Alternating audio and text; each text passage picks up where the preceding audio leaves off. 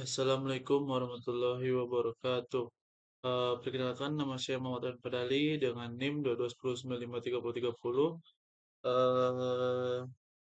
Di sini saya akan mempresentasikan PPT modul 2 praktikum sistem kendali saya yang dimana itu untuk responsi modul 2 praktikum sistem kendali.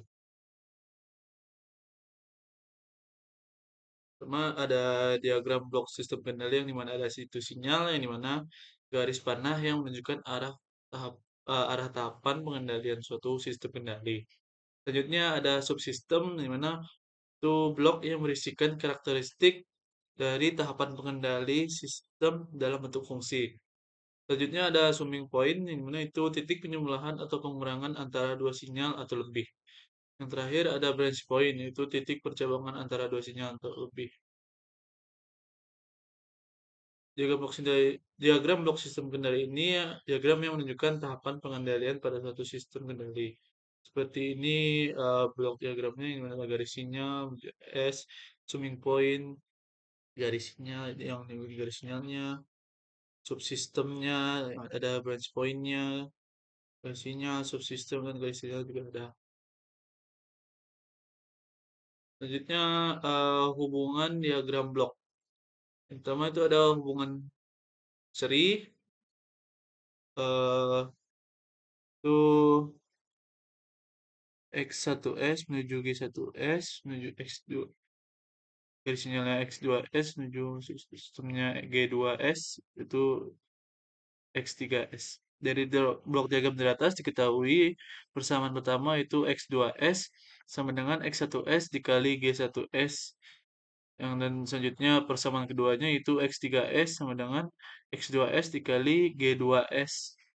Selanjutnya substitusi persamaan 1 ke persamaan 2 menjadi X3S sama dengan X1S dikali G1S dikali G2S. Selanjutnya ada hubungan paralel. Sudah X1S menuju G1S, X2 yang itu X2S sama dengan X1S GS, G2S, X3S sama dengan X1S, G2S menuju berikutnya X4S sama dengan X2S dikali X3S. Dari diagram blok di atas diketahui persamaan satunya itu X2S sama dengan X1S dikali G1S dan persamaan keduanya X3S sama dengan X1S dikali G2S. Pada blok diagram di atas terhubung ke titik penyebelahan sehingga X4S yaitu X, X2S dikurang X3S. X4S sama dengan X1S kali G1S dikurang G2S. Selanjutnya adalah modifikasi diagram blok. Pertama itu pergeseran titik percabangan dari sebelum sistem ke setelah sistem. Nah itu ini sebelum sistem yaitu setelah sistem yang dimana sebenarnya X1 dikali G dikali A sama dengan hasilnya X1. Yang mana A itu adalah 1 per G. Selanjutnya pergeseran titik percabangan dari setelah sistem ke menuju sistem. Yang mana persamaannya itu X1 dikali A sama dengan X1 dikali G. Yang mana A itu G. Ya, A sama dengan G.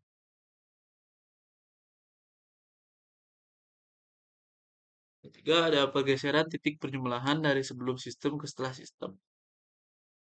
Mana bisa dilihat blok diagramnya. Ini mana persamaannya itu X3 sama dengan dalam kurung X1 dikurang X2 tutup kurung dikali G. X3 sama dengan X1 dikali G dikurang X2 dikali G. Di mana di sebelah ini ada X3 sama dengan X1 dikali G dikurang X2 kali A. Dan pada akhirnya terdapat persamaan seperti di bawah ini yaitu X1 dikali G dikurang X2 dikali G sama dengan X1 dikali G dikurang X2 dikali A. Di mana G itu A sama dengan A. 4. Ada pergeseran titik penyembelahan dari setelah sistem ke sebelum sistem. Di mana persamaan sebelah kiri ini X3 sama dengan X1 dikali G dikurang X2. Yang sebelah kanan tuh X3 sama dengan buka kurung X1 dikurang X2 dikali A tutup kurung dikali B. Yang mana bisa didapatkan persamaan seperti ini yaitu dalam kurung X1 dikurang X2 dikali A tutup kurung kali G sama dengan X1 dikali G dikurang X2 Yang mana X1 dikali G dikurang X2 dikali A dikali G sama dengan X1 dikali G dikurang X2, X2 dikali A dikali G sama dengan X2, dan hasil yang didapat adalah 1/G. Di sini ada sistem kendali dengan lingkar terbuka dan tertutup. Pertama itu sistem kendali lingkar terbuka. Itu sistem kendali yang tidak memiliki umpan balik. Diagram ini RS menuju GS, outputnya CS. Fungsi alihnya itu CS per RS sama dengan GS. Keluaran sistemnya itu CS sama dengan GS dikali RS. Yang kedua ada sistem kendali lingkar tutup. Itu sistem kendali yang memiliki umpan balik. Fungsi alihnya itu CS sama dengan ES dikali GS. Itu tidak dapatkan persamaan satu. Selanjutnya persamaan keduanya itu ES sama dengan RS dikurang BS. Dan persamaan ketiganya BS sama dengan CS dikali HS. Selanjutnya substitusikan persamaan ketiga kedua menjadi ES sama dengan RS dikurang CS dikali HS. Dan dapatkan persamaan keempat. Setelah itu substitusikan persamaan keempat ke persamaan satu menjadi CS sama dengan kekurung RS kurang CS dikali HS kurung dikali GS. Selanjutnya kalikan GS ke dalam sehingga menjadi CS sama dengan RS kali GS dikurang CS dikali HS dikali GS. Dan selanjutnya pindahkan CS, HS, GS ke ruang kanan menjadi CS ditambah CS kali HS dikali GS, yang dimana hasilnya adalah RS dikali GS. Keluarkan nilai CS hingga CS buka kurung 1 ditambah GS HS 1 kurung sama dengan RS GS. Lalu pindahkan RS ke ruas kiri dan 1 ditambah GS HS ke ruas kanan menjadi CS per RS sama dengan GS per 1 ditambah GS HS. Selanjutnya perbandingan sistem kendali lingkar terbuka dan lingkar tutup. Dimana kalau lingkar terbuka itu kurang stabil dan teliti, sedangkan sistem lingkar tertutup itu lebih stabil dan teliti. Dan kedua lebih mudah dibuat dan itu sistem sistem lingkar terbuka, sedangkan lingkar tutup itu lebih susah dibuat. Selanjutnya sistem lingkar terbuka tidak ada umpan balik, sedangkan sistem lingkar tutup terdapat umpan balik. Sistem lingkar terbuka itu murah, sedangkan sistem lingkar tutup itu mahal.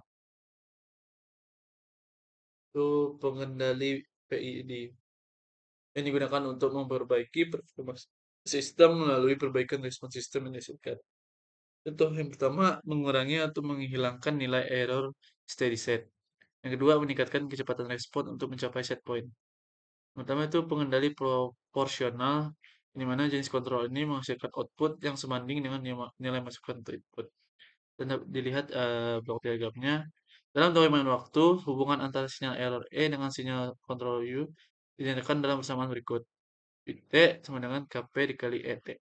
Dalam domain Laplace dapat ditulis US per ES sama dengan KP. Karakteristik pengendali proporsional. Jika KP yang pertama, jika KP lebih kecil, maka respons sistem akan semakin lambat dan resistance akan semakin lama.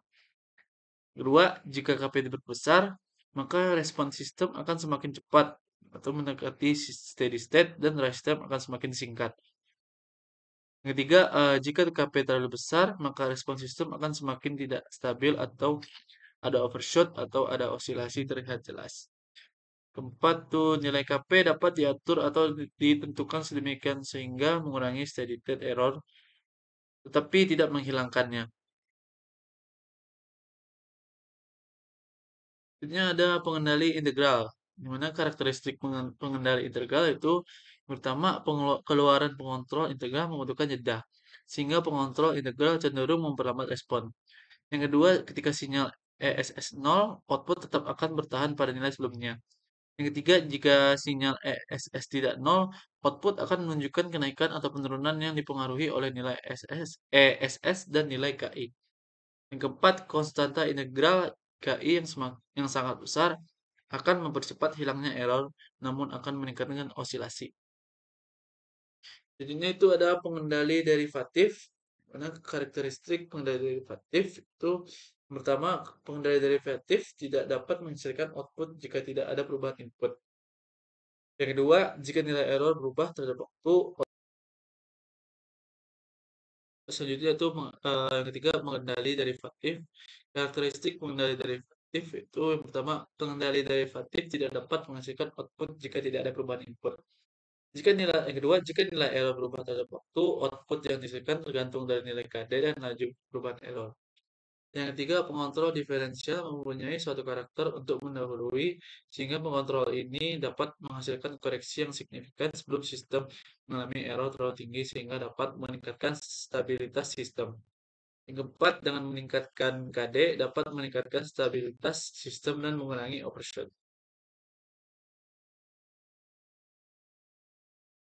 Yang keempat tuh ada pengendali proporsional integral, yang dimana jenis kontrol ini menghasilkan output yang merupakan diferensial dari input. Namun, pengendali ini tidak dapat mengeluarkan output tanpa adanya perubahan input. Dapat dilihat pada blok diagram tersebut.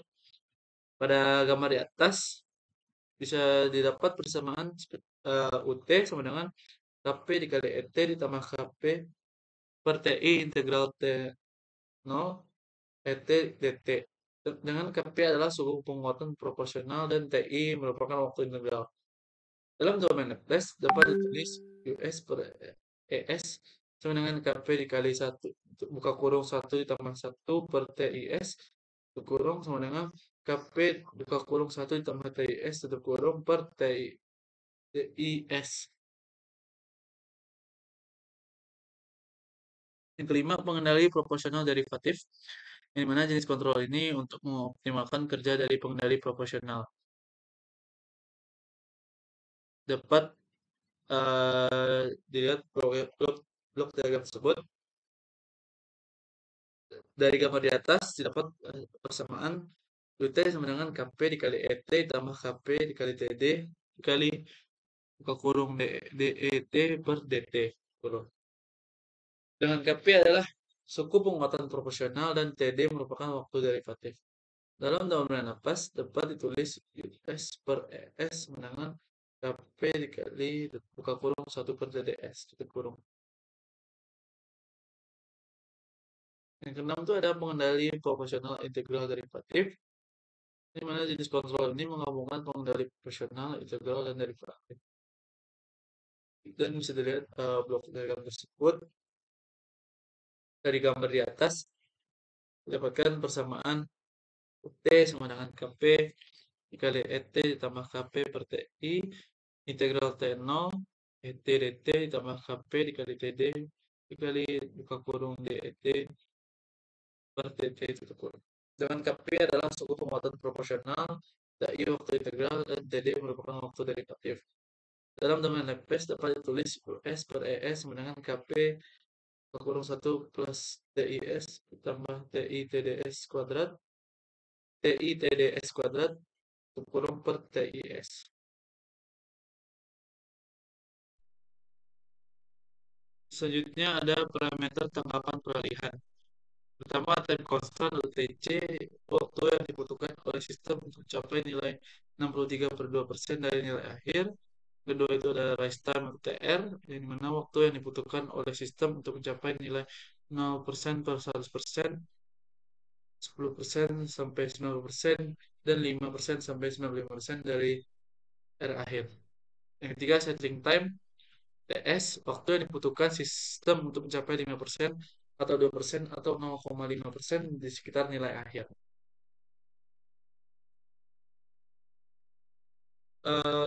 Yang keempat, delay time (TTD) itu waktu yang dibutuhkan oleh respon untuk mencapai setengah dari nilai akhir pertama kali. Yang kelima, ada maksimum persen overshoot atau MP, di mana nilai puncak maksimum dari respon sistem yang diukur dari nilai sistem saat kondisi steady state. Di mana bersama persen MP dengan C buka kurung TP tutup kurung per C per C hingga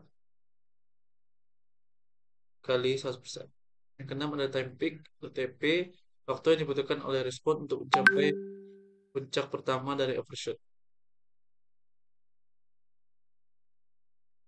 Selanjutnya ada metode penalaan atau turning PID, Pertama ada metode trial and error. Metode trial and error dalam tuning PID proportional integral derivative adalah salah satu pendekatan yang umum digunakan untuk menentukan parameter yang tepat untuk mengendalikan suatu sistem. Pendekatan, pendekatan ini melibatkan pengujian berulang dari nilai-nilai parameter PID untuk melihat bagaimana mereka mempengaruhi respon sistem. Kemudian menyelesaikannya berdasarkan hasil yang diamati. Yang kedua ada metode Ziegler-Nichols yang dimana metode heuristik yang digunakan untuk menyetel pengontrol PID. Metode ini dikembangkan oleh John G. Ziegler dan Nathaniel B. Nichols pada tahun 1942. Metode tuning ini dilakukan dengan eksperimen asumsi model belum diketahui atau plan tidak diketahui. Metode ini bertujuan untuk mencapai overshoot maksimum MP 25% terhadap masukan step. Sekian presentasi dari saya. Bila ada salah kata, mohon maaf. Assalamualaikum warahmatullahi wabarakatuh.